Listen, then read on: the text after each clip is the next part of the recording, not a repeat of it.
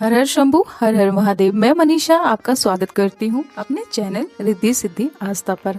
जैसा कि आप सभी को पता है कि सावन का तीसरा सोमवार, अधिक मास का तीसरा सोमवार आज है।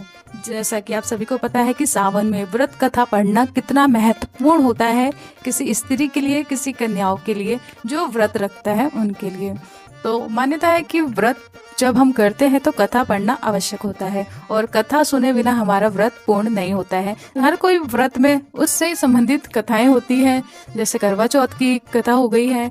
ऐसे बहुत सी कथा होती है जो पढ़ना और सुनना आवश्यक होती है।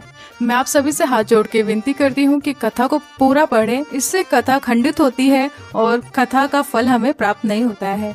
तो मैं आप सभी से रिक्वेस्ट करती हूँ कि प्लीज अगर आप सुन रही है कथा तो पूरा सुन के जाएं या बीच में ना छोड़ के जाएं। तो मैं शुरू करने जा रही हूँ कथा सोमवार, तो आप ध्यान लगा लीजिए शिव जी का और कथा सुनते जाइए। सावन सोमवार व्रत कथा।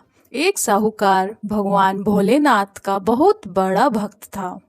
उसके पास बहुत पैसा था लेकिन उसकी कोई संतान नहीं थी। वो हर रोज भोलेनाथ की पूजा अर्चना करता और शिव जी के समक्ष रोज दीपक जलाता।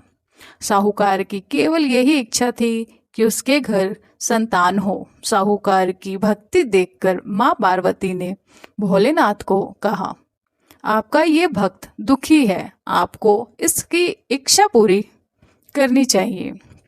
भोलेनाथ ने माता पार्वती को बताया, इसके पास पुत्र नहीं है और यही दुख है इसका। माँ पार्वती के कहने पर भोलेनाथ जी ने माँ पार्वती को बताया कि साहूकार के भाग्य में पुत्र योग नहीं है।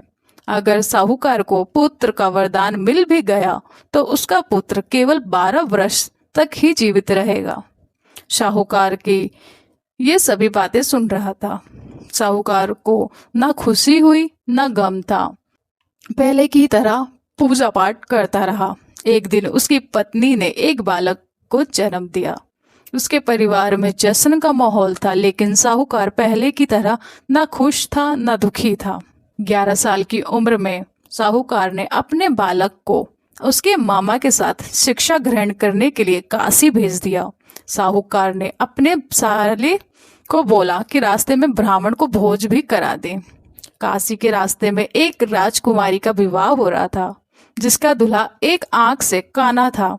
तो उसके पिता ने जब अति सुंदर साहूकार के बेटे को देखा तो उनके मन में आया कि क्यों ना इसे ही घोड़ी पर बिठाकर शादी के सारे कार्य संपन्न करा लिए जाएं। जब विवाह संपन्न हो गया तो जाने से पहले साहूकार ने बेटे राजकुमारी की चुनरी के पल्ले पर लिखा कि तेरा विवाह तो मेरे साथ हुआ है, लेकिन जिस राजकुमार के साथ भेजेंगे वहां तो एक आंख का काना है। इसके बाद साहूकार का बेटा काशी पहुंच गया। राजकुमारी काने के साथ विदा नहीं हुई। एक दिन काशी में यज्ञ के दौरान भांजा बहुत देर तक बाहर नहीं आया तो मामा ने अंदर जाकर देखा तो भांजे के प्राण निकल चुके थे। मामा ने रोना पीटना मचाया। उसी वक्त वहां से शिव पार्वती जा रहे थे तो माता पार्वती ने शिव जी से पूछा, हे प्रभु, ये कौन रो रहा है?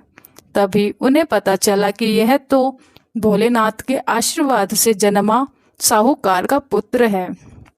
तब माता पार्वती ने कहा, स्वामी, इसे जीवित कर दें, अन्यथा रोते रोते इसके माता पिता के प्राण निकल जाएंगे। तब भोलेनाथ ने कहा कि हे पार्वती, इसकी आयु इतनी ही थी सो यह भोग चुका है। लेकिन माँ पार्वती के बार बार कहने पर भोलेनाथ जी ने उसे जीवित कर दिया।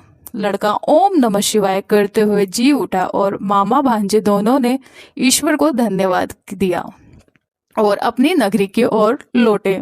रास्ते में वही नगर पड़ा और राजकुमारी ने उन्हें पहचान लिया। तब राजा ने राजकुमारी को साहूकार के बेटे के साथ बहुत धन्य के साथ विदा किया। इसके बाद वो अपने गांव पहुंचे जहां साहूकार अपने बेटे और बहू को देखकर बहुत खुश हुआ। उसी रात साहूकार को स्वप्न में शिवजी ने दर्शन दिया और कहा कि तुम्हारे पूजन से मैं प्रसन्न हुआ हूँ। इसी प्रकार जो भी व्यक्ति इस कथा को पढ़ेगा या सुनेगा उसके समस्त दुख दूर हो जाएंगे और मनोवांछित सभी मनोकामनाओं की पूर्ति होगी। मैं आप सभी से हाथ जोड़ के विदा लेती हूँ और आप सभी का बहुत ज़्यादा धन्यवाद कि आप सभी ने यहाँ तक आकर के कथा सुनी। और मैं आशा करती हूँ कि भोलेनाथ जी आप सभी की इच्छा पूरी करेंगे और आपकी मनोकामनाओं की पूर्ति करेंगे।